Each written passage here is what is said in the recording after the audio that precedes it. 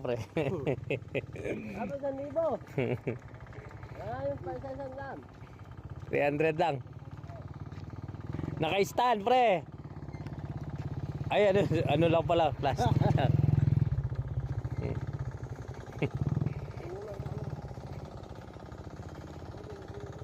Ngayon bumabaw, medyo mahirap ata ang hilahin ngayon. Bumabaon siya, no? Pag bumababaw ang tubig, ganun talaga. Hirap mo hilahin to.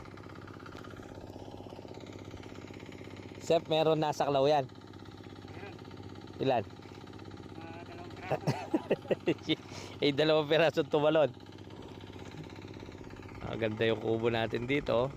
Tsaka yun dun, ilalim ng aratilis, sabi nga. Galit na si Master doon, no? Yung Master natin, no?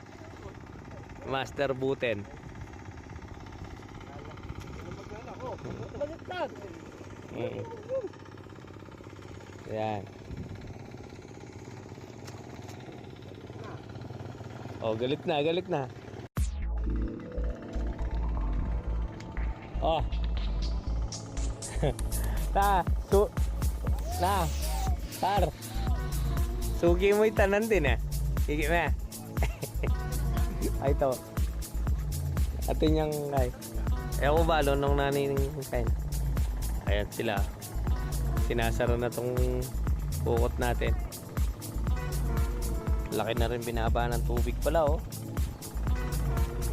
Ay, si Kuya Charlie, ano. Ayan. Pa, mabilis masara.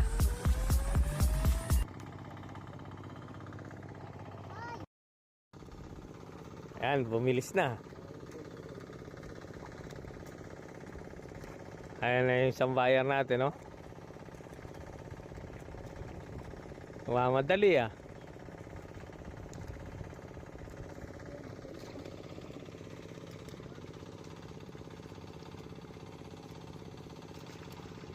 Ayun, ang bilis, oh.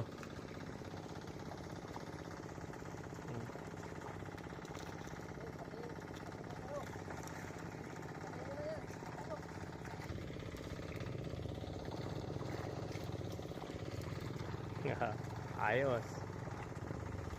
Yan, nasara na ho yun. Ihilahin na lang sa fish cage nito. Pare money pala yan, par, na.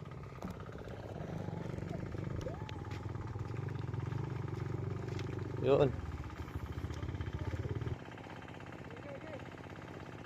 Yun, oh. Yan, ihilahin nila. 350, meron yan. Lalagay doon. Ayos na. Ayan eh. Atin 300 ka rin, par. 350. Atin. Lumongan din.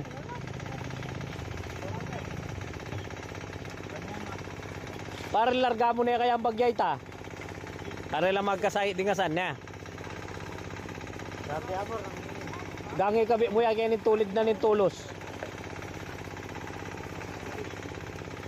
Yan, ayos. Oh. Galing ka talaga. Meron 300, no? Ayos, meron na tayong rumble. Mapagbibigyan na natin sila lahat.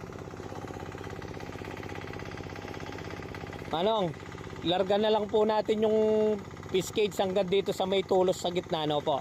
Opo. Para hindi na makipot masyado. Okay. Ayos na. Napagbigyan mo ako. Maraming salamat.